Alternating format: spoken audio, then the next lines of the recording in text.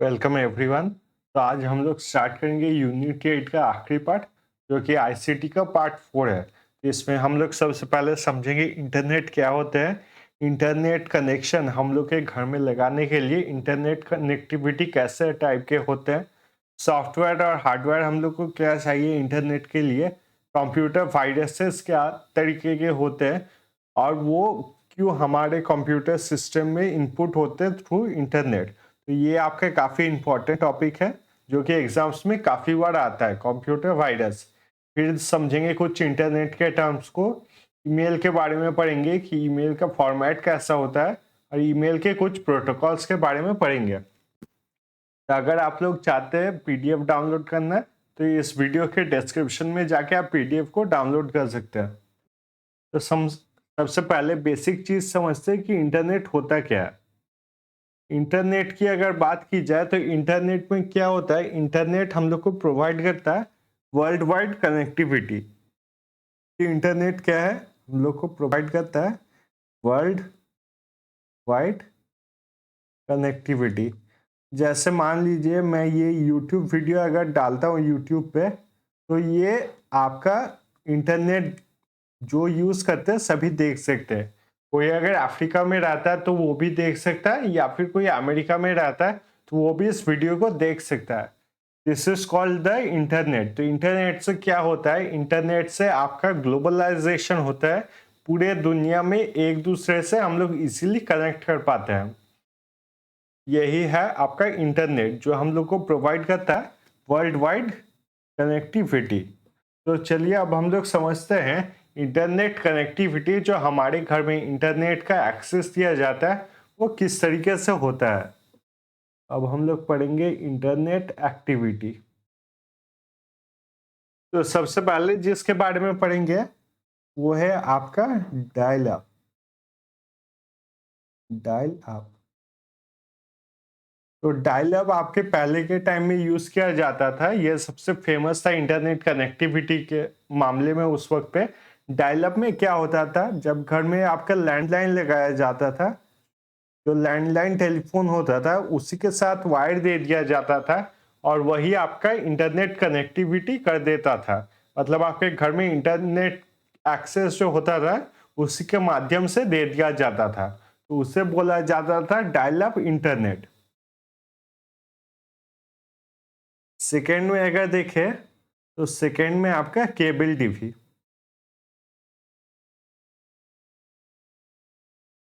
Cable TV जैसा नाम से पता चल रहा है, जिस घर में आपका केबल टीवी का कनेक्शन होता था उस केबल टीवी के साथ कनेक्ट करके आपका इंटरनेट एक्सेस जो है घरों को प्रोवाइड किया जाता था।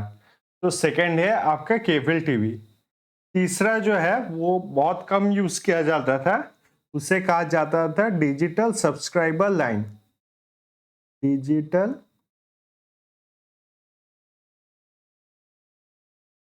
Subscriber line.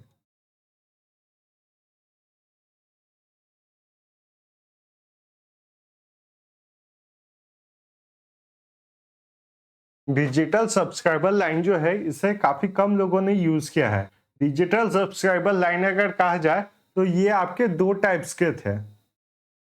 Digital subscriber line आपके दो टाइप्स के थे।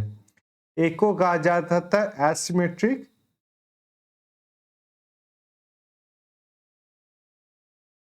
मेट्रिक,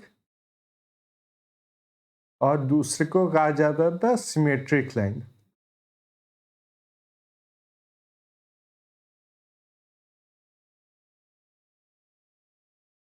एक था एसिमेट्रिक और दूसरे को कहा जाता था सिमेट्रिक लाइन। तो जो एसिमेट्रिक लाइन था उसमें आपका अपलोड और डाउनलोड का स्पीड अलग था, speed different.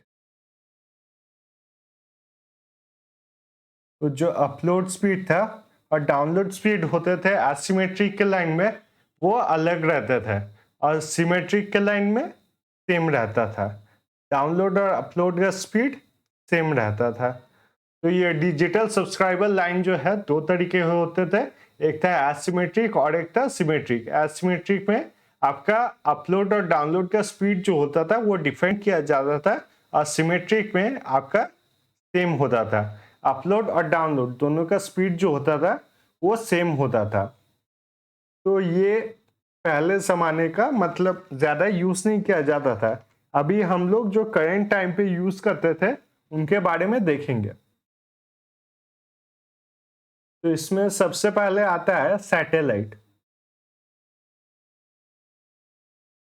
Satellite connectivity.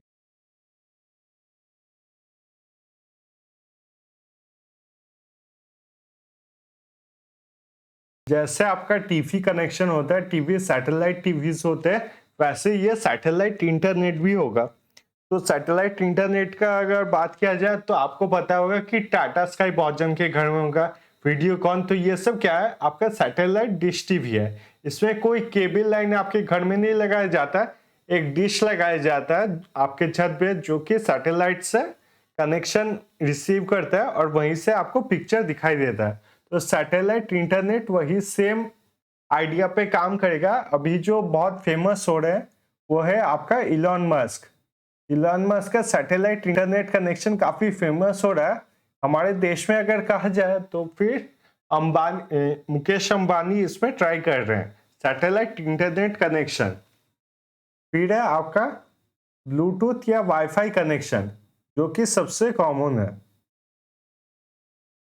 Bluetooth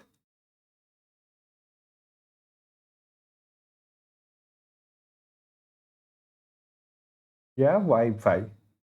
तो हमारे घर में जो सबसे ज्यादा यूज होता है, मतलब इंडिया में जो सबसे ज्यादा यूज होता है वो है आपका ब्लूटूथ और वाईफाई। ये आई होगा वाईफाई। तो इंडिया में जो सबसे ज्यादा यूज होता है वो है ब्लूटूथ और वाईफाई। तो ब्लूटूथ और वाईफाई आपका मोस्ट यूज्ड है। जैसे कि आपका जियो का वाईफाई, फिर आपका एयरटेल का हो गया। ये सब में क्या होता है, एक सेटअप बॉक्स लगा दिया जाता है और उसी में से हम वाईफाई से कनेक्ट करके, ब्लूटूथ से कनेक्ट करके वहां से इंटरनेट को यूज कर सकते हैं। तो आपका हो गया ब्लूटूथ और वाईफाई। और जो लास्ट है, और इसका इंटरनेट कनेक्शन सबसे अच्छा है, वो है आपका ब्रॉडबैंड। ब्रॉडबैंड ब्रॉडबैंड में क्या होता है, एक वायर सिस्टम लगा दिया जाता है और वायर डायरेक्टली आपके कंप्यूटर सिस्टम में या फिर जिसमें भी आप इंटरनेट फैसिलिटी चाहते हो उसमें डायरेक्टली लगा दिया जाता है। जैसे कि बहुत सारे कंपनीज में जब वर्क फ्रॉम होम हो रहा था तो उन्होंने ये क्लियर कर दिया था कि कोई भी वाईफाई या फिर मोबाइल का हॉटस्पॉट नहीं चलेगा, आपको ब्रॉडबैंड लगाना होगा अपने घर में। तो उससे क्या होता है, आपका इंटरनेट फैसिलिटी जो है वो काफ़ी अच्छा रहता है और इंटरनेट स्पीड भी आपका मेंटेन होता है। तो ब्रॉडबैंड क्या है, जो वायर लगाया जाता है, एक वायर दिया जाता है आपको, उससे आपको कनेक्ट करना पड़ता है जिस भी सिस्टम से आप इंटरनेट को एक्सेस करना चाहते हो। तो ये हो गए आपके इंटरनेट कनेक्टिविटी सिस्टम्स। अब हम लोग देखेंगे सॉफ्टवेयर रिक्वायरमेंट। इंटरनेट को सही तरीके से यूज करने के लिए सॉफ्टवेयर रिक्वायरमेंट्स क्या क्या है।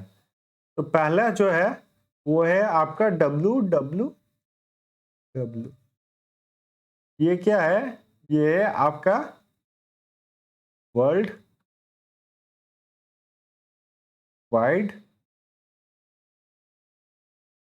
वेब। ये वर्ल्ड वाइड वेब का मतलब क्या हो गया, ये वर्ल्ड वाइड वेब का मतलब है इस दुनिया में जितने भी तरीके के आपके वेबसाइट्स हैं, चाहे वो फेसबुक हो, ट्विटर हो या फिर यूट्यूब हो, सब कुछ आपके वर्ल्ड वाइड वेब में ही अपलोड किया जाता है।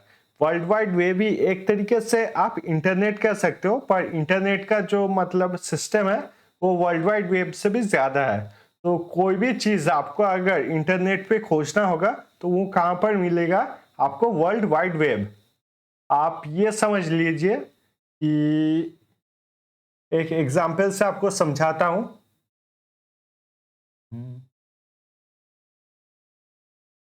मान लीजिए कि आपके घर में वेजिटेबल्स खरीदने हैं या फिर फ्रूट्स खरीदने हैं या फिर चावल खरीदने हैं। तो ये सब के लिए आप कहां पर जाएंगे, इन सभी चीजों के लिए आप जाएंगे मार्केट में। तो अगर इंटरनेट देखा जाए तो इंटरनेट के लैंग्वेज में क्या हो गया है, ये सारे क्या हो गए, ये वेजिटेबल्स, फ्रूट, राइस या फिर कोई भी चीज, ये सारे हो गए आपके वेबसाइट्स।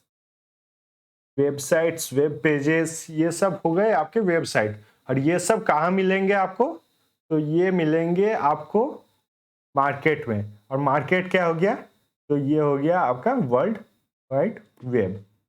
आई होप आपको पूरे तरीके से क्लियर हो गया कि वर्ल्ड वाइड वेब जो है वो क्या है।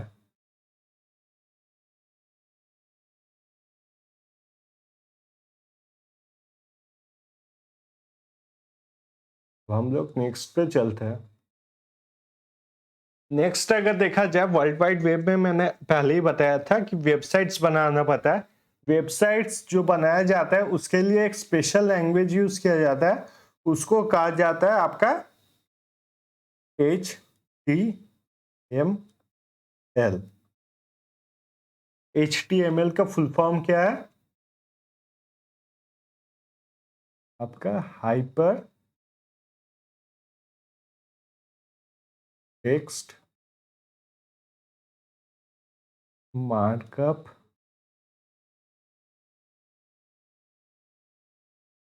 लैंग्वेज।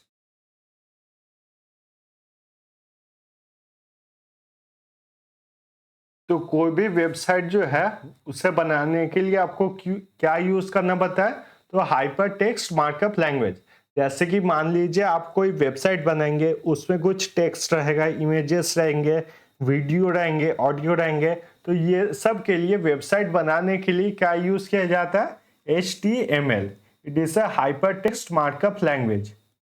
या फिर आप इस चीज से भी याद रख सकते हो कि this is the formatting language for language for websites. Website बनाने के लिए इसी लैंग्वेज का यूज करना पड़ता है, HTML। फिर हम लोग पढ़ेंगे लास्ट के बारे में, जो कि हमारा HTTP।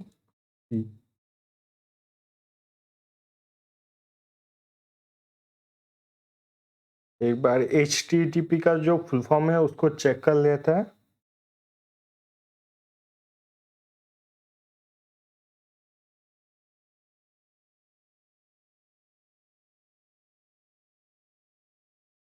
Alexa, what is the full form of HTTP? According to full hypertext. HTTP का फुल फॉर्म है आपका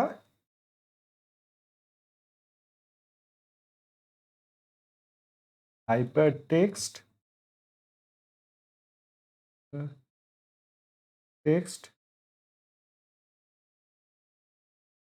ट्रांसफर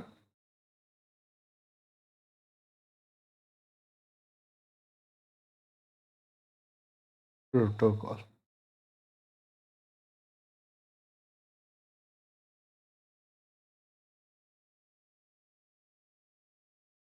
हाइपरटेक्स्ट ट्रांसफर प्रोटोकॉल। अब मैंने बता दिया कि www में सारे आपके वेबसाइट रहते हैं। तो वेबसाइट को जो है सर्च करने के लिए आपको क्या यूज करना पड़ता है, तो HTTP। आप कोई भी वेबसाइट अगर सर्च करेंगे सर्च इंजन में, तो सबसे पहले देखेंगे आपको लिखना पड़ता था HTTP। उसके बाद आप वेबसाइट का जो नाम देंगे उस वेबसाइट को सर्च किया जाता था। तो HTTP क्या है, हाइपरटेक्स्ट ट्रांसफर प्रोटोकॉल।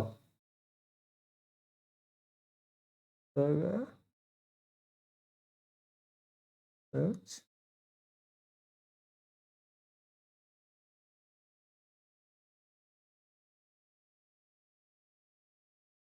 तो ये है आपका सॉफ्टवेयर रिक्वायरमेंट।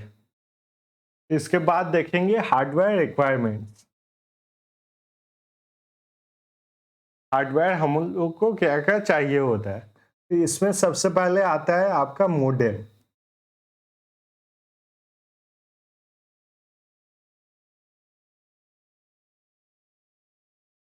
मोडेम का अगर फुल फॉर्म देखा जाए तो उसका फुल फॉर्म है आपका मॉड्यूलेटर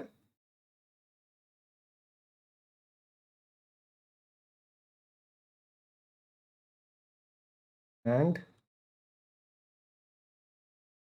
डीमॉड्यूलेटर।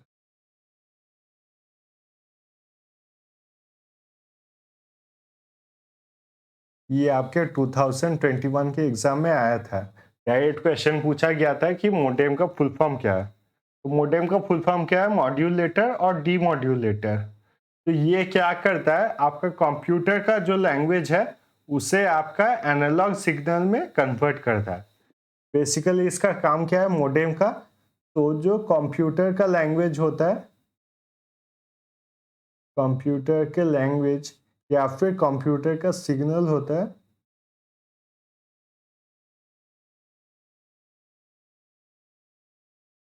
तो मोडेम क्या करता है, कंप्यूटर का जो सिग्नल है उसे आपका एनालॉग सिग्नल में कन्वर्ट करता है ताकि उसको यूज किया जा सके।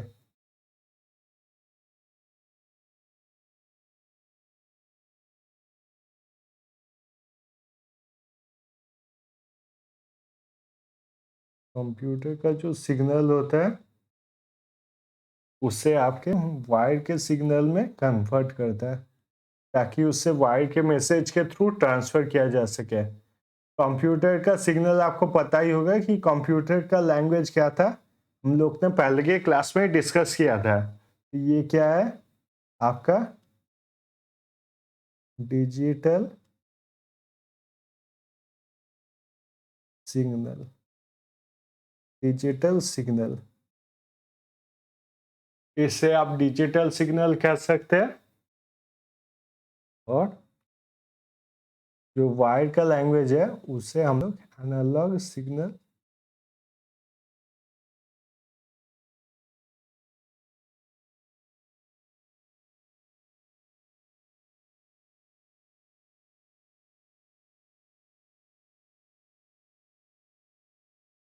तो कंप्यूटर का जो सिग्नल है वो डिजिटल सिग्नल है, मतलब उसे सिर्फ 1 और 0 समझ में आता है।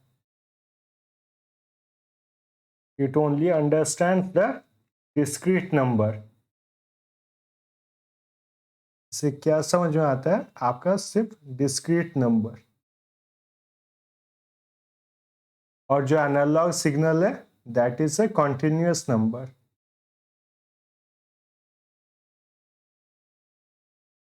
कॉन्टिन्यूअस का मतलब क्या होता है? यहाँ पर आपका 1.2 भी हो सकता है, 2.3 भी हो सकता है। इसे कहा जाता है आपका एनालॉग सिग्नल। तो मोडेम आपका क्या करता है? मोडेम चेंज करता है आपके डिजिटल सिग्नल को एनालॉग सिग्नल में और एनालॉग सिग्नल को डिजिटल सिग्नल में। तो ये काम है आपका मोडेम का। कंप्यूटर का जो सिग्नल है और वायर के सिग्नल को एक दूसरे में एक्सचेंज करते हैं। तो ये है आपका मोडेम।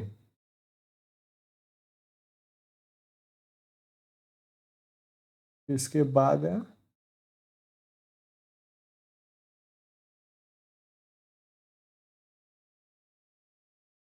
इसके बाद हम लोग जिस हार्डवेयर के बारे में पढ़ेंगे वो है आपका हब।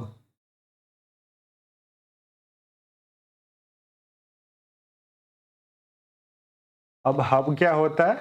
हब होता है आपका सिंगल पॉइंट नेटवर्क।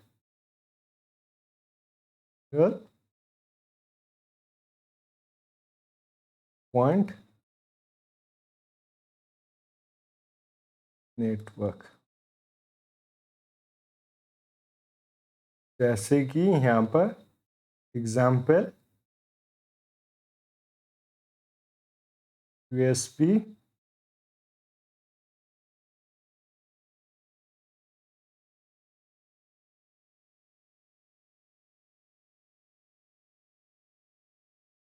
जैसे कि आपके लैपटॉप या फिर सिस्टम में नंबर ऑफ यूएसबी जो रहते हैं वो आपके थोड़े कम रहते हैं, इसलिए नंबर ऑफ यूएसबी इंक्रीज करने के लिए क्या करता है, हम लोग एक सिस्टम को खरीद सकते हैं जिससे कहा जाता है आपका यूएसबी कनेक्टर। इससे क्या होता है, डिफरेंट यूएसबी जो है हम लोग कनेक्ट कर सकते हैं और उसी के साथ सिस्टम भी कनेक्ट होगा।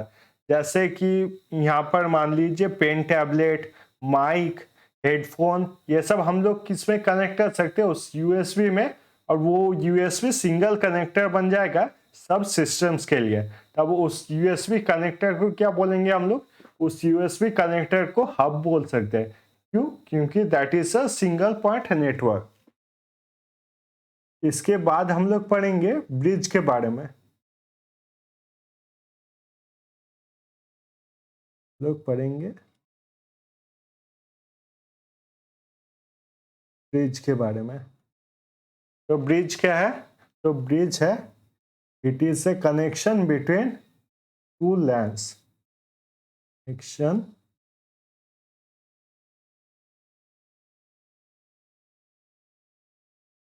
बिटवीन टू, और लैन क्या है आपका? तो लैन है आपका लोकल एरिया नेटवर्क। लैन के बारे में पिछले क्लास में हम लोग ने डिटेल्स में डिस्कस कर लिया था। अभी भी थोड़ा बता देता हूँ आप लोग को। लैन में क्या होता है, आपका पूरा जो कनेक्टेड किया जाता है लोकल एरिया में, जितना भी आपका नेटवर्क रहता है, एक सेम चीज पे आपके कनेक्ट किया जाता है। जैसे कि मान लीजिए कोई ऑफिस है, मतलब साइज में ज्यादा बड़ा नहीं है, 10 से 12 जन काम करते हैं, तो ऑफिस में जितने भी सिस्टम है वो किसी एक कंप्यूटर से कनेक्टेड है, जहां से वो डाटा अट्रैक्ट कर रहे हैं या फिर डाटा को स्टोर कर रहे हैं। सब जो कंप्यूटर्स है एक कंप्यूटर से कनेक्टेड है, तो वो क्या बन जाएगा, वो बन जाएगा आपका लैन कनेक्शन। तो जब दो लैन को एक साथ जोड़ा जाता है, दो सिस्टम दो लैन को एक साथ ऐड करते हैं, उससे कहा जाता है आपका ब्रिज। फिर हम लोग पढ़ेंगे राउटर के बारे में।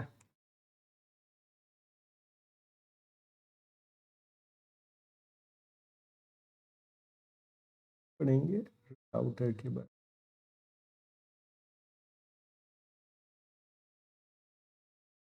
तो राउटर क्या है? राउटर आपका सेम एज हब, पर इसमें डिफरेंस क्या है? It sends data packet, data packet. जैसे अगर आपके घर, मतलब आपके सिस्टम में यूएसबी कनेक्टेड रहेगा, वो कभी भी आपका डाटा सेंड नहीं कर सकता है, कि इंटरनेट आपका सेंड नहीं कर सकता। पर राउटर जो है वो इंटरनेट सेंड करता है। इसमें भी बहुत सारे जो सिस्टम है एक ही चीज से कनेक्टेड रहता है। जैसे मान लीजिए कि आपके घर में जियो वाईफाई है, तो उससे आपका टीवी भी कनेक्ट रहेगा, मोबाइल भी कनेक्ट रहता है, लैपटॉप कनेक्टेड रहते हैं, और बहुत सारे इंटरनेट डिवाइसेस कनेक्ट रह सकते हैं। तो वो क्या हो गया, वो हो गया आपका राउटर। तो राउटर क्या है, ये हब के तरह ही सेम है, पर इसमें आपके डाटा पैकेट जो है वो डिस्ट्रीब्यूट किए जाते हैं। डाटा पैकेट क्या होते हैं? Data packet are bunches of data. Internet के डिफरेंट पैकेजेस होते हैं, उन्हें वो डिस्ट्रीब्यूट करते हैं। जैसे आप अगर कभी जियो का वाईफाई लगाएंगे या फिर एयरटेल का वाईफाई लगाएंगे, तो आप देखेंगे वहां पर डिफरेंट प्राइसेस दिए जाते हैं। उनमें आपका स्पीड अलग होता है, अपलोड का स्पीड, डाउनलोड का स्पीड अलग होता है। तो those are known as the data packet. तो राउटर ये डाटा पैकेट जो है डिफरेंट जो डिवाइसेस उस पर लगे हुए हैं उन्हें इंटरकनेक्टेड करता है और उनमें डिस्ट्रीब्यूट करते हैं। तो ये हो गया हमारे software and hardware for internet.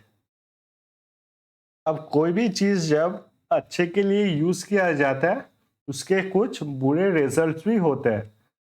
जो बोला जाता है कि every coin has two sides. अभी तक हम लोग ने पढ़ा कि इंटरनेट का एडवांटेज क्या क्या है, उससे हम कैसे यूज कर सकते हैं।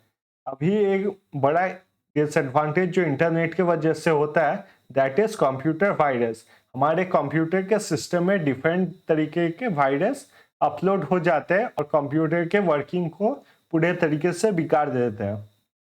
उसमें पहला जिसके बारे में पढ़ेंगे that is Trojan horse. Trojan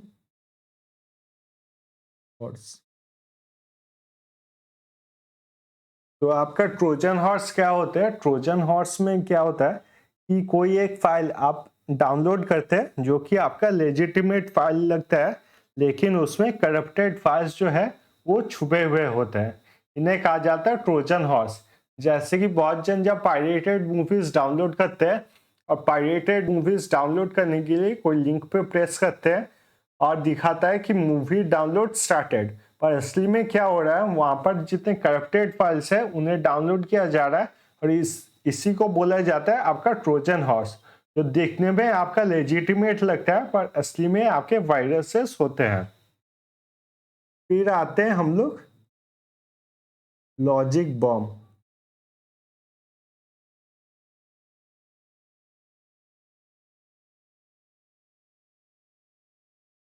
logic bomb भी जो होते हैं ये भी आपके इंटरनेट से डाउनलोड होते हैं और इंटरनेट जब आप यूज करते हो तब उसी में से आपका डाउनलोडेड फाइल्स के साथ लॉजिक बॉम्ब भी आता है, पर इन्हें डिटेक्ट करना काफी हार्ड होता है क्योंकि इनका नाम से ही आपको पता ही चला कि इनका नाम है लॉजिक बॉम्ब।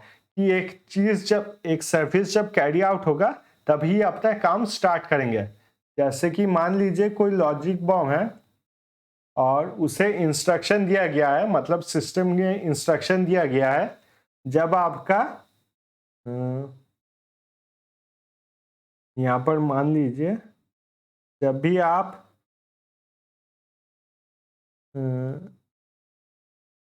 यहाँ पर मान लीजिए कि जब भी आप YouTube अकाउंट खोलेंगे, अपना YouTube अकाउंट को एक्सेस करेंगे, तब ये लॉजिक बॉम्ब काम करना स्टार्ट करेगा। इससे पहले आपको पता भी नहीं होगा कि आपके मोबाइल में या फिर सिस्टम में कोई वायरस है। इससे क्या होगा, आपके YouTube अकाउंट के बारे में जितना भी डिटेल्स है वो सब आपका चला जाएगा हैकर के पास। तो इसे कहा जाता है आपका लॉजिक बॉम्ब। कि ऐसे टाइम पे तो वो शांत रहता है, पर जब उसे काम करने के लिए बोला जाता है तब वो अचानक से एक्टिवेट होता है और पूरे सिस्टम को खराब कर देता है। तो ये है आपके लॉजिक बॉम्ब्स। उसके बाद हम लोग पढ़ेंगे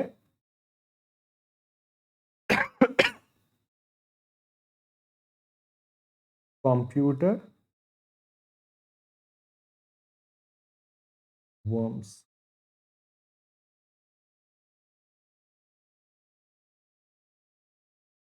तो ये आपके एग्जाम में सिर्फ वर्म्स भी आ सकते हैं, तो ये आपके सेम है, कंप्यूटर वर्म्स और वर्म्स। तो ये क्या है, ये वर्म्स जो होते हैं ये कोई इंफेक्टेड सिस्टम से आपके सिस्टम में आ जाते हैं और ये बहुत जल्दी अपने आप को रेप्लिकेट करते हैं और पूरे सिस्टम के काम करने में डिस्टरबेंस क्रिएट करते हैं। जैसे आप देखेंगे कि बहुत बार क्या होता है, हमारे कंप्यूटर के सिस्टम में जो है इंटरनेट काम करना बहुत स्लो कर देता है, या फिर आप देखेंगे कोई एक फाइल आप समझ नहीं पाएंगे, बहुत ज्यादा स्पेस ले लेता है। तो वो किस लिए होता है, that is because of worms. क्योंकि वो खुद को बहुत जल्दी रेप्लिकेट करते हैं और कंप्यूटर सिस्टम में बहुत सारे जगह ले लेते हैं। उसके बाद है आपका एडवेयर। एडवेयर तो आपको नाम से ही पता चल रहा है कि कोई भी वेबसाइट जब हम लोग ओपन करते हैं तो बहुत सारे ऐसे एड्स आ जाते हैं जिन्हें हम लोग देखना नहीं चाहते और जिसके लिए हम लोग ने परमिशन भी नहीं दिया कि ऐसे एड्स हम लोग को दिखाए जाएंगे। तो ये होता है आपका एडवर्ड, जहां पर आपको डिफरेंट एड्स दिखाए जाते हैं और वहीं पे आपने कुछ अगर गलत क्लिक कर दिया तो फिर बहुत सारे सिस्टम आपके कंप्यूटर में इंस्टॉल हो जाते हैं। तो that is known as adware. उसके बाद हम लोग बात करेंगे रूट किट के बारे में। रूट किट, तो रूट किट के बारे में अगर बात की जाए तो रूट किट में एक्सेस लिया जाता है for the specific part of the computer. अभी तक हम लोग ने जो जो भी पढ़ा है उसमें हम लोग ने पढ़ा है कि कोई भी वायरस जब हमारे कंप्यूटर में आता है तो पूरे कंप्यूटर पे इफेक्ट करता है, पर रूट किट क्या करता है, पूरे कंप्यूटर को इफेक्ट नहीं करके एक स्पेसिफिक एरिया को इफेक्ट करता है। जैसे मान लीजिए रूट किट में इंस्ट्रक्शन दिया हुआ है सिर्फ ड्राइव सी में जाके अटैक करेगा, इससे क्या होगा, हमारे सिस्टम में वायरस है ये हम लोग को पता नहीं चलेगा, और जब हम लोग ड्राइव सी को यूज करेंगे उसी टाइम पे हम लोग को पता चलेगा कि हमारे कंप्यूटर में जो है वायरस इंस्टॉल हो गया या फिर इफेक्ट कर रहा है। तो रूट किट क्या है? रूट किट स्पेसिफिक जो पार्ट होता है, specific part of the computer पे ही अटैक करता है। फिर आते हैं हम लोग स्पूफिंग पे।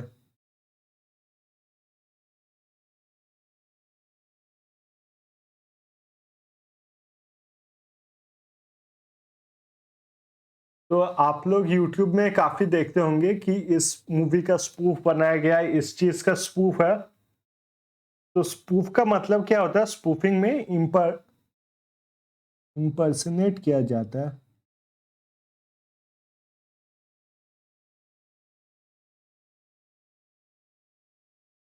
इसमें क्या होता है, कोई रियल जो वेबसाइट होता है उसी का सेम एक नकल वेबसाइट बना दिया जाता है, और लोग उस पर ज्यादा ध्यान नहीं देके गलती से उस पर क्लिक कर देते हैं। जैसे कि मैं एक एग्जांपल देता हूँ आप लोग को। अमेजन बहुत टाइम ऐसा करता है कि हमको मेल भेजता है कि amazon.com ने आपको एक गिफ्ट वाउचर भेजा है। आई एम श्योर आप लोग में से बहुत जन को ये रिसीव हुआ होगा कि अमेजन गिफ्ट वाउचर भेजता है। इसमें हम लोगों को क्या करना पड़ता है, अमेजन के उस लिंक पे क्लिक करना पड़ता है और हम लोग देख सकते हैं कौन चीज के बारे में गिफ्ट वाउचर दिया गया है। अभी एक स्कैम बहुत फेमस हुआ था, जहां पर जो स्कैमर थे वो गिफ्ट वाउचर भेज रहे थे अमेजन के नाम पे, AN। तो अगर आप ध्यान से नहीं देखेंगे तो आपको डिफरेंस भी नहीं दिखेगा कि सिर्फ O और यहाँ पर N है। तो आप जैसे इस लिंक पे क्लिक करोगे तब आपके जो पर्सनल डाटा है वो सब चले जाते थे हैकर के पास। तो ये हो गया आपके अनदर टाइप ऑफ वायरस, जहाँ पर असली मतलब जो वेबसाइट है उसको नकल तरीके से दिखा दिया जाता है और ट्राई किया जाता है कि जो कस्टमर है उनके डाटा को अचीव किया जा सके।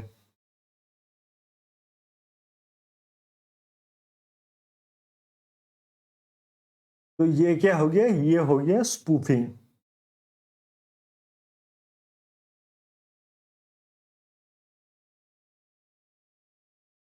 ये हो गया आपका स्पूफिंग।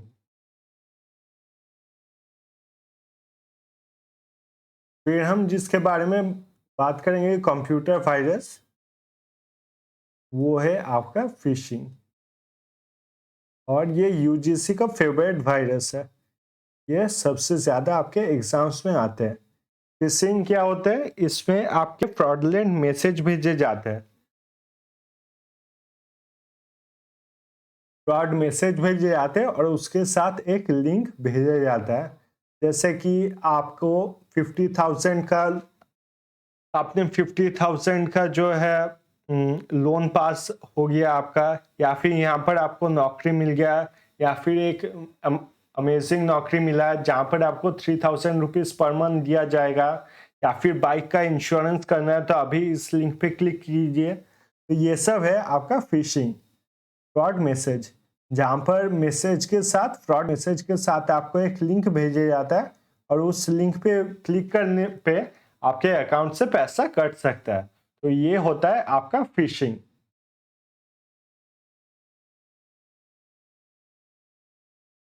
ये जो आखिरी पढ़ेंगे उसका नाम है आपका रैंसमवेयर।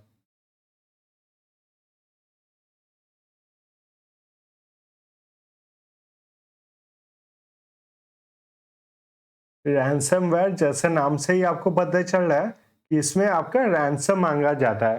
कंप्यूटर कंप्यूटर मान लीजिए आप कोई वेबसाइट को यूज कर रहे हैं और उस वेबसाइट में आपका रैंसमवेयर का वायरस है। तो क्या होगा, ये रैंसमवेयर का वायरस आपके कंप्यूटर सिस्टम में आएगा और कंप्यूटर को बिल्कुल पूरे तरीके से लॉक कर देगा। और लॉक करने के बाद आपसे रैंसम मांगा जाएगा कि आप मुझे इतना पैसा दीजिए, इस अकाउंट पे ट्रांसफर कीजिए, या फिर मुझे इतने बिटकॉइंस दीजिए, और तभी मैं आपके कंप्यूटर का जो सिस्टम है उसे ओपन करूंगा। तो ये क्या हो गया? ये हो गया आपका रैंसमवेयर। या फिर ऐसा भी कर सकता है कि आपके कंप्यूटर सिस्टम में कोई इंपॉर्टेंट डाटा है उसको वो फाइंड आउट कर लेगा और कहेगा कि अगर आपने पैसा नहीं दिया तो ये डाटा जो है मैं पूरे तरीके से पब्लिक कर दूंगा। तो ये सब क्या हो गया, ये हो गया आपका रैंसमवेयर। यहाँ पर आपके जो इंफॉर्मेशन है उसके एक्सचेंज में आपसे रैंसम मांगा जाता है या फिर पैसे मांगा जाता है। फिर आएंगे हम लोग इंटरनेट के कुछ टर्म्स पे। तो सबसे पहले हम लोग www के बारे में बात कर लेते हैं। ये क्या था? World wide web. तो वर्ल्ड वाइड वेब अगर बात की जाए तो वर्ल्ड वाइड वेब को इन्वेंट किसने किया था? तो उनका नाम था टिम बर्नर ली। ये एक ब्रिटिश आदमी थे और ये कहाँ पर काम करते थे? तो ये काम करते थे आपके सन में। ये वर्ल्ड वाइड वेब को इन्वेंट किया गया था 1989 में और इससे पब्लिक सर्विस और पब्लिक यूज के लिए ओपन कर दिया गया था 1993। तो ये है आपका वर्ल्ड वाइड वेब। इसके बाद आएंगे हम लोग में डोमेन।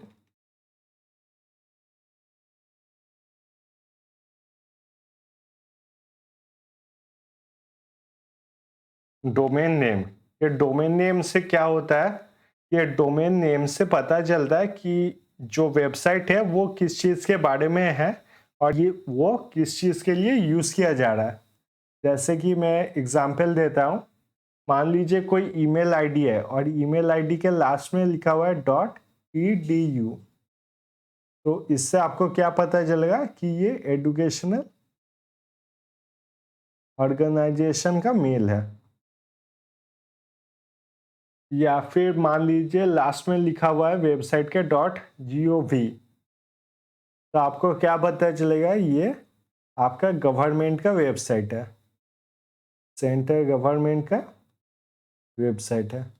तो ये होता है डोमेन नेम, जहाँ पर आपको नाम से पता चलता है कि कौन सा वेबसाइट किस चीज़ के लिए आपका काम किया जा रहा है, यूज़ किया जा रहा है।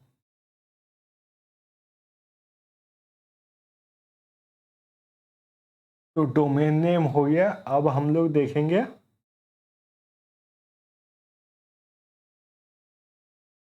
आईपी एड्रेस के बारे में। अगर आपके मतलब जो केवीएस मदन सर का बुक है उसमें देखा जाए तो सिर्फ आईपी एड्रेस के बारे में दिया हुआ है, उसमें आपके मैक एड्रेस के बारे में नहीं दिया हुआ है। लेकिन आपके एग्जाम्स में आईपी एड्रेस और मैक एड्रेस दोनों आते हैं।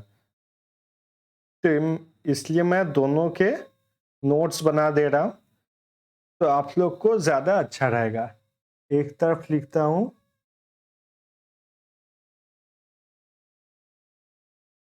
आईपी,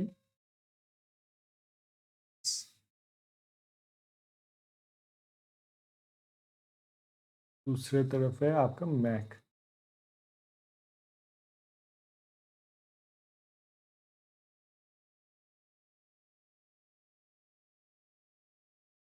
एक तरफ है आपका आईपी एड्रेस और दूसरे तरफ है आपका मैक एड्रेस। तो आईपी एड्रेस क्या होता है? ये आईपी एड्रेस दिखाता है हम लोग को कि आपका सिस्टम कहाँ पर है, आपका सिस्टम कहाँ पर इंटरनेट से कनेक्टेड है।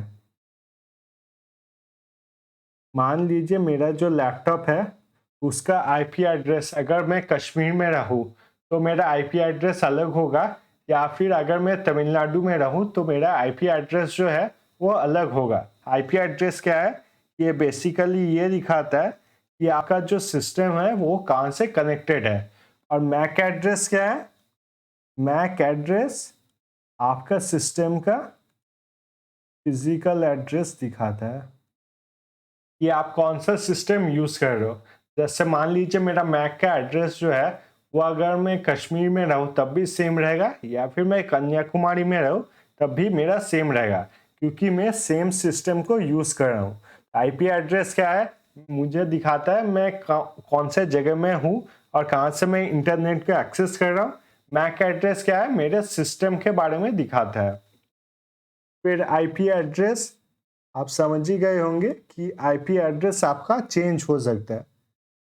कश्मीर में एक आईपी एड्रेस होगा और कन्याकुमारी में दूसरा आईपी एड्रेस, और मैक का एड्रेस मैं कौन सा सिस्टम यूज कर रहा हूँ उसका एड्रेस कभी भी चेंज नहीं होता है। चेंज मैक एड्रेस जो होता है, मैक एड्रेस हम लोग को मैन्युफैक्चर कर, जहाँ से हम लोग खरीदते हैं लैपटॉप, वहीं पे दे दिया जाता है, वहीं पे आपका सेम रहता है। और आईपी एड्रेस अगर देखा जाए तो ये आपके सॉफ्टवेयर कॉन्फ़िगरेशन पे डिपेंड करता है कि आप कहाँ पर यूज़ कर रहे हो, उस पर आपका डिपेंड करता है कि आपका आईपी एड्रेस क्या होगा। सॉफ्टवेयर आईपी एड्रेस अगर देखा जाए तो आईपी एड्रेस में सिर्फ नंबर्स रहते हैं, ओनली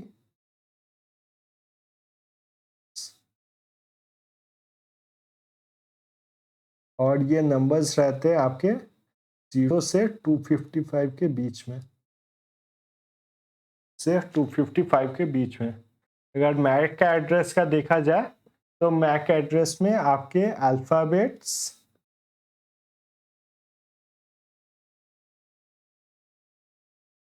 और नंबर्स दोनों रहते हैं।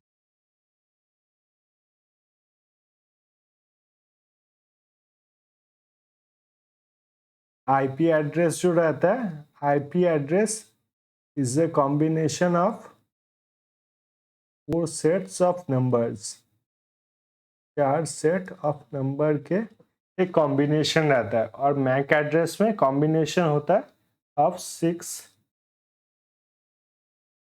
सेट्स। इसका मैं एग्जाम्पल से आपको बताता हूँ, तब आपको ज़्यादा अच्छी तरीके से समझ में आएगा। जैसे आईपी एड्रेस है, आईपी एड्रेस मान लीजिए 1.2.33.4, तो ये हो गया मेरा आईपी एड्रेस। देखिए मेरे 4 सेट है, 1 2 3 4, और मैक एड्रेस में होता है आपका 6 सेट्स। तो यहाँ पर E1 2 E3 56 27।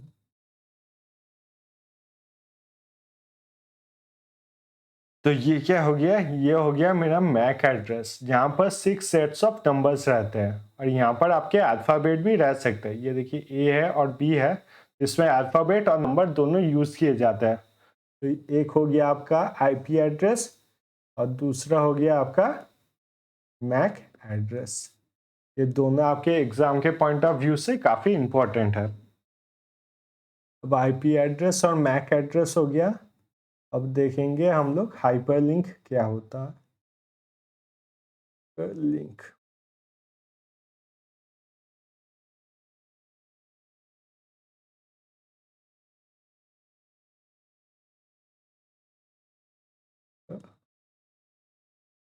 लिंक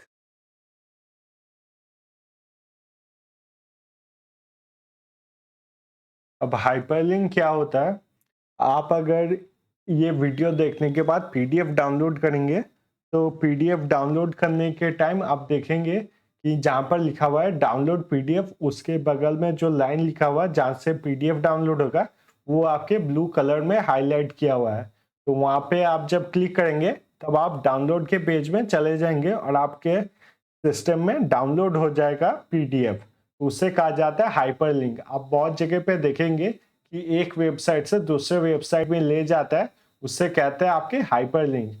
या फिर आप यूट्यूब के वीडियोस भी जब शेयर करते हैं तो आप जब शेयर करते हैं उसमें आप देखेंगे कि हाइपरलिंक को शेयर किया जाता है, ताकि जैसे ही कोई लिंक पे क्लिक करे तो डायरेक्टली आपके यूट्यूब के वीडियो पे आ जाता है। तो वो है आपके हाइपरलिंक।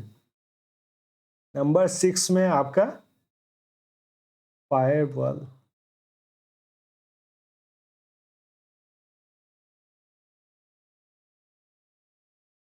फायरवॉल में क्या होता है, आपका ये मान लीजिए इंटरनेट है, और ये है आपका सिस्टम। तो फायरवॉल क्या करता है, इन दोनों के बीच में एक लाइन बनाता है फायरवॉल, जहाँ पर इंटरनेट में कोई भी अगर चीज़ होगा तो वो आपको डायरेक्टली नहीं मिलता है, थ्रू फायरवॉल उसको जाना पड़ता है, ताकि इंटरनेट पे अगर कोई हार्मफुल चीज़ हो वो जाके आपके कंप्यूटर सिस्टम में इफेक्ट ना करे। यही काम होता है आपका फायरवॉल का।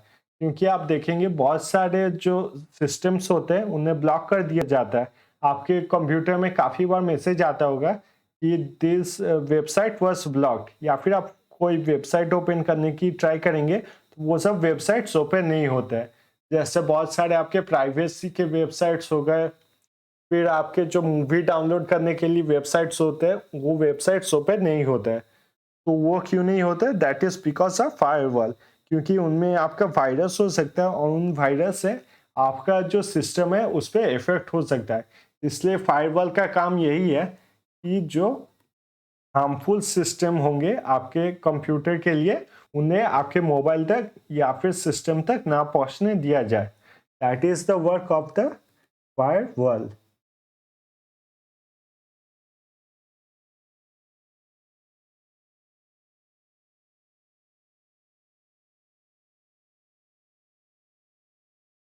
अब हम लोग पढ़ेंगे VoIP। तो VoIP क्या होता है, ये होता है आपके वॉइस ओवर इंटरनेट प्रोटोकॉल। तो इसमें क्या किया जाता है, आपके इंटरनेट जब आप यूज़ करते हो, जैसे मान लीजिए आप जियो का इंटरनेट लेते हो, तब जियो के इंटरनेट लेने के टाइम पे आपको एक नंबर दे दिया जाता है और वो नंबर आप फ्री यूज़ कर सकते हो। उस नंबर पे कोई खर्चा नहीं होता है या फिर आपको रिचार्ज करना नहीं होता है। सिर्फ आप जब वाईफाई यूज़ करके कॉल करते हो तो उससे क्या कहा जाता है, VoIP। So this is used for making calls to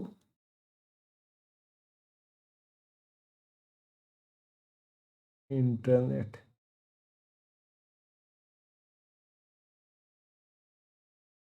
तो ये है आपका VoIP। इसके बाद हम लोग देखेंगे सर्च इंजन और वेब ब्राउज़र।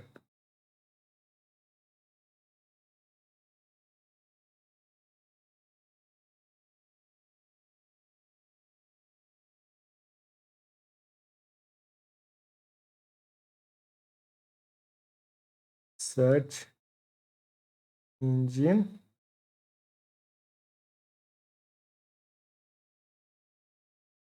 और आपका वेब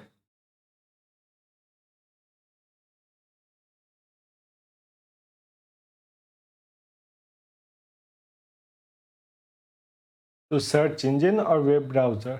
सर्च इंजन क्या होता है, सर्च इंजन में आप कोई पर्टिकुलर वर्ड या फिर कॉम्बिनेशन ऑफ वर्ड या स्टेटमेंट लिखते हो, उसके बारे में सर्च किया जाता है। और वेब ब्राउज़र में क्या होता है, वेब ब्राउज़र में आपका एक पर्टिकुलर जो वेबसाइट होता है उसके बारे में आप सर्च करते हो, जिसमें आप www भी लिखते हो, HTTPS भी लिखते हो, और वो वेबसाइट आपका ओपन हो जाता है। जैसे कि मान लीजिए सर्च इंजन का अगर एग्जाम्पल दे तो सर्च इंजन के एग्जाम्पल क्या है, सर्च इंजन के एग्जाम्पल है आपका गूगल।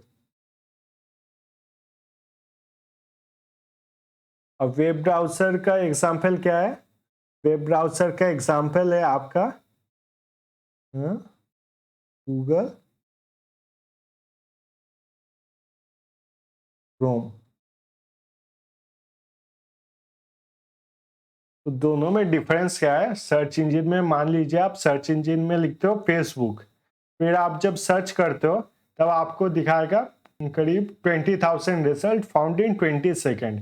तो जहाँ पर भी वेब पेजेस में आपके फेसबुक से कोई भी वर्ड रिलेट होता है वो सारे आपको दिखा देगा। और वेब ब्राउज़र में आप जब करोगे कि www.facebook.com, तब पर्टिकुलरली सिर्फ फेसबुक का जो वेबसाइट है वो आपको ओपन करके दिखाएगा। तो ये है आपके difference between search engine and web browser. इसको काफ़ी क्लियर तरीके से समझ लीजिए क्योंकि ये एग्जाम्स में काफ़ी बार इसके एग्जाम्पल्स भी पूछे जाते हैं और ये कौन सा स्टेटमेंट ट्रू है या फिर फॉल्स है ये भी पूछा जाता है। तो सर्च इंजन क्या होते हैं? सर्च इंजन होते हैं एक पर्टिकुलर जो वर्ड होते हैं या फिर वर्ड्स उनके सर्च रिजल्ट उनके आपके वेबसाइट वेब पेजेस दिखाते हैं और वेब ब्राउजर आपके वेबसाइट्स दिखाते हैं। तो इसके बाद पढ़ेंगे हम लोग ईमेल फॉर्मेट के बारे में। इसके बाद फॉर्मेट, ईमेल फॉर्मेट पढ़ने से पहले आप दो चीज जान लीजिए। ईमेल किसने इन्वेंट किया था? तो उनका नाम था आपका टॉमिल्सन। तो आपका ईमेल किसने इन्वेंट किया था? तो उनका नाम था आपके टॉमिल्सन और ईयर था आपका शायद से 1971। एक बार चेक करके आपको बताता हूँ।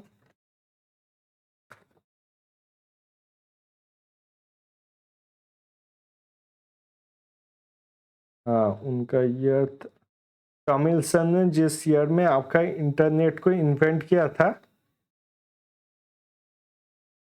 टॉमिल्सन ने जिस ईयर में आपका ये ईमेल को इन्वेंट किया था वो था आपका 1971। अब ईमेल फॉर्मेट के बारे में जानते हैं। ईमेल अगर आपने कभी भी कंपोज किया होगा तो सबसे पहले आपका क्या आता है ईमेल में? सबसे पहले आता है आपका फ्रॉम। उसके नीचे क्या लिखते हैं? टू। उसके नीचे आपका आता है सीसी। उसके नीचे आता है आपका बीसीसी। के नीचे आता है सब्जेक्ट।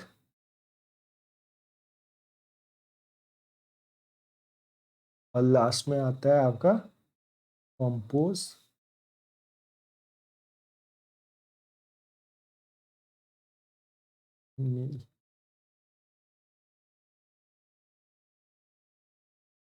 तो इनको एक एक करके समझते हैं। फ्रॉम में क्या रहता है? फ्रॉम में रहता है आपका ईमेल एड्रेस, आपका खुद का ईमेल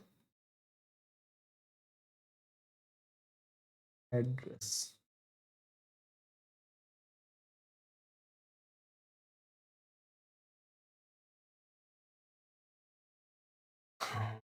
फ्रॉम में क्या रहता है? आपका खुद का ईमेल एड्रेस।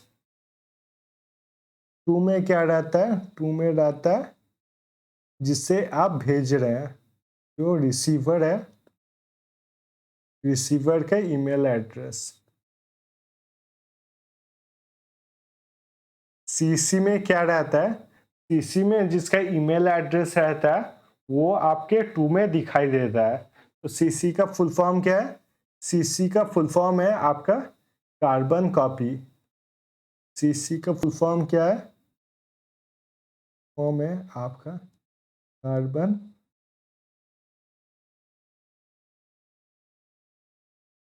और सीसी में जिसको ऐड किया जाता है एवरीवन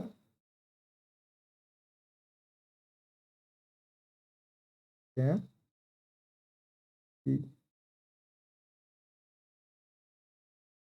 तो सीसी में मान लीजिए आप जिसको ऐड करेंगे उसको सभी देख पाएंगे, मतलब टू में जो है वो देख पाएगा आपके सीसी में कौन है। बीसीसी क्या होता है?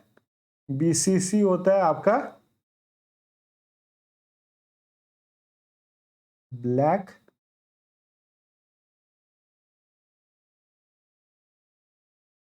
कार्बन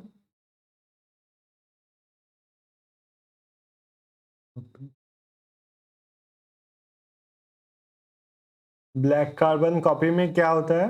ब्लैक कार्बन कॉपी में जिसका ईमेल एड्रेस दिया हुआ रहेगा उसे कोई नहीं देख सकता।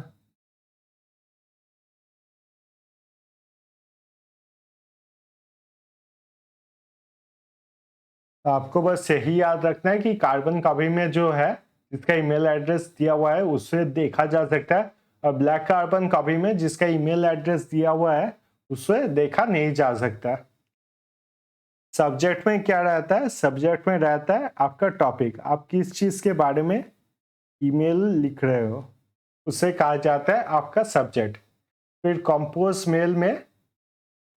मेल में आपका सब्जेक्ट मैटर, कि किस बारे में आप लिख रहे हो, कि आपको क्या प्रॉब्लम है या किस चीज़ के बारे में आप नॉलेज गेन करना चाहते हो, तो वो हो जाता है आपका कंपोज मेल। तो फ्रॉम क्या है? फ्रॉम है आपका ईमेल एड्रेस। तो फ्रॉम क्या है? फ्रॉम मतलब आपकी तरफ से जा रहा है, तो आपका ईमेल एड्रेस रहता है जिसको आप भेजना चाहते हो, वो रहते हैं आपके रिसीवर मेल टू में। सीसी में जो रहता है उसको हम लोग देख सकते हैं, और वहीं पे आपके बीसीसी में जो रहता है उसे कोई नहीं देख सकता है। बीसीसी में अगर आप ईमेल एड्रेस दोगे तो उसको आप टू में नहीं देख सकते हो। टू में जिसको भेजा जा रहा है उसको वो दिखाई नहीं देता बीसीसी।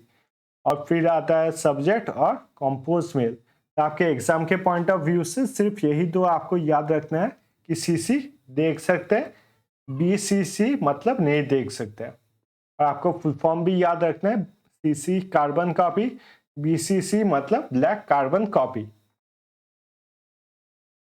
अब देखते हैं ईमेल प्रोटोकॉल्स। तो ईमेल प्रोटोकॉल क्या होता है?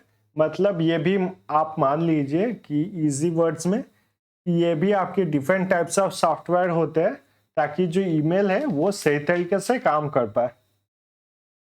चलिए सबसे पहले एक डायग्राम ड्रॉ करते हैं।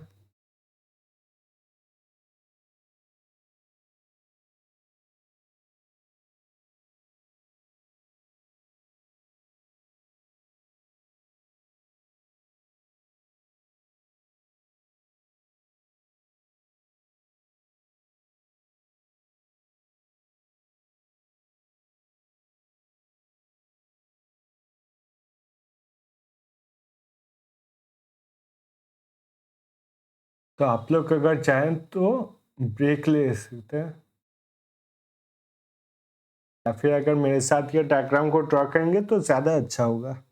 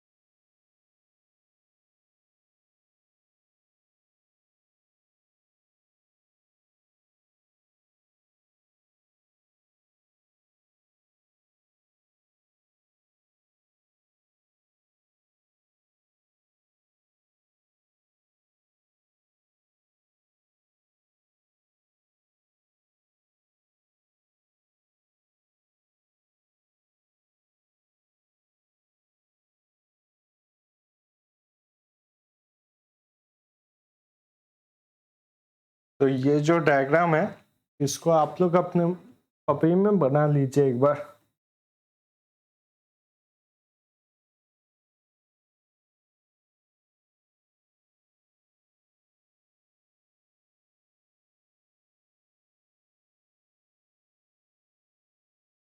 आई होप ये डायग्राम आपको क्लियरली दिखाई दे रहा है।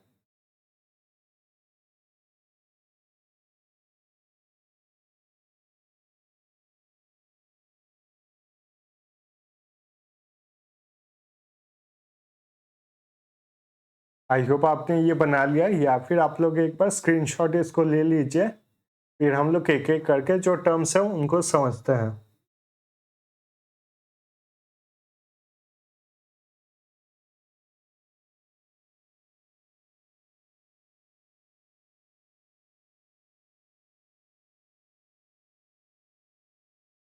पहले जिसको समझेंगे वो है आपका SMT। SMTP की अगर बात की जाए तो SMTP का फुल फॉर्म है आपका सिंपल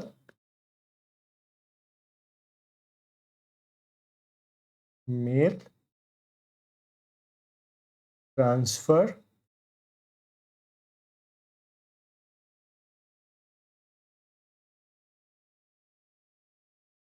प्रोटोकॉल। SMTP है आपका simple mail transfer protocol. SMTP में क्या होता है, ये देखिए डायग्राम।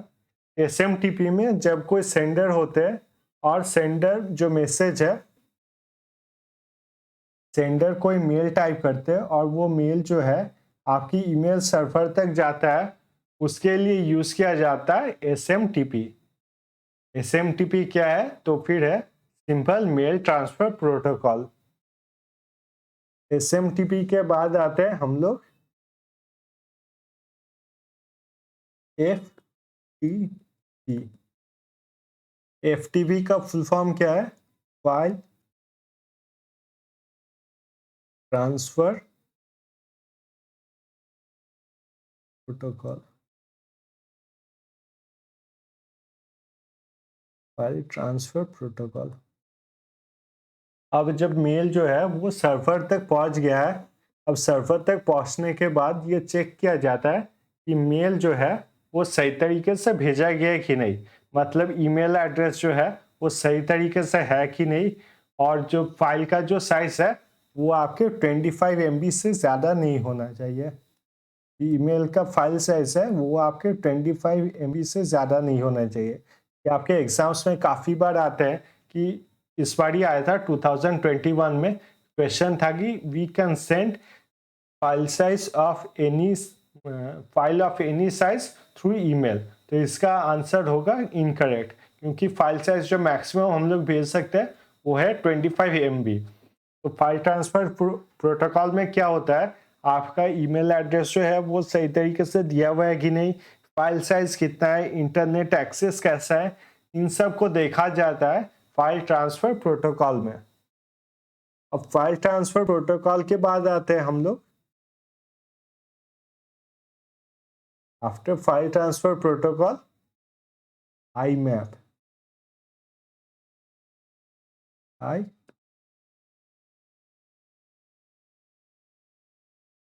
IMAP में क्या होता है, IMAP का अगर फुल फॉर्म देखा जाए तो वो है आपका इंटरनेट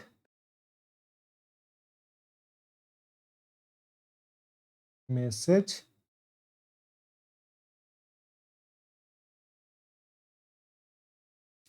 एक्सेस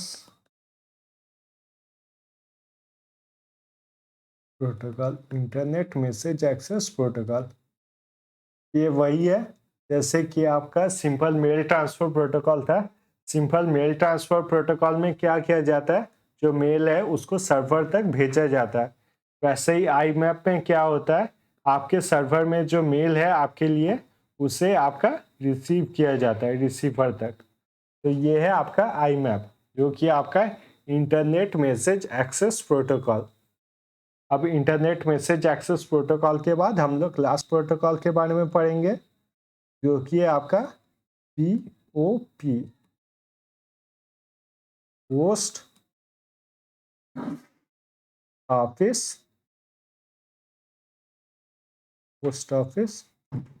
प्रोटोकॉल।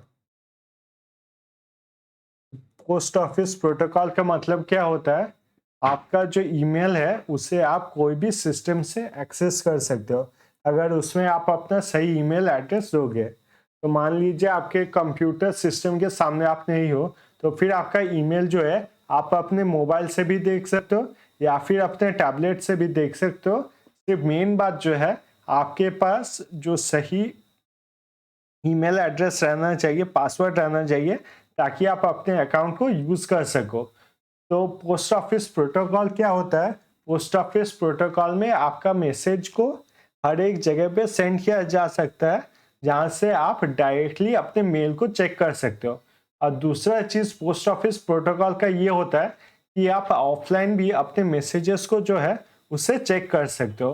रिसीव करने के लिए आपका यूज़ किया जाता है आई मैप, जहाँ पर आपका इंटरनेट रहना कंपलसरी है। इंटरनेट नहीं रहेगा तो आप मैसेज को रिसीव नहीं कर पाओगे। पर एक बार जब रिसीव हो जाता है तब आता है आपका पोस्ट ऑफिस प्रोटोकॉल। मतलब आपका जब मैसेज रिसीव हो गया उसके बाद मान लीजिए आपके पास इंटरनेट नहीं है, तब भी आप उन मैसेजेस को देख सकोगे। तो ये हो गया आपका post office protocol.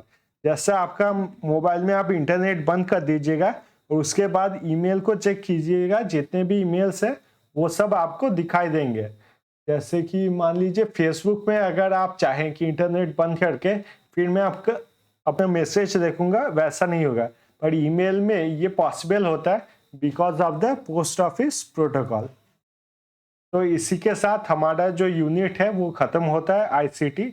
I hope ये यूनिट आपको बहुत अच्छी तरीके से समझ आ गया होगा। और अगर कोई भी डाउट रहा होगा तो मुझे कमेंट सेक्शन में ज़रूर बताइएगा, मैं उसका रिप्लाई दूंगा। तो यहीं पे वीडियो ख़त्म होता है। I hope you all have a nice day और अपकमिंग एग्जाम्स के लिए ऑल द बेस्ट।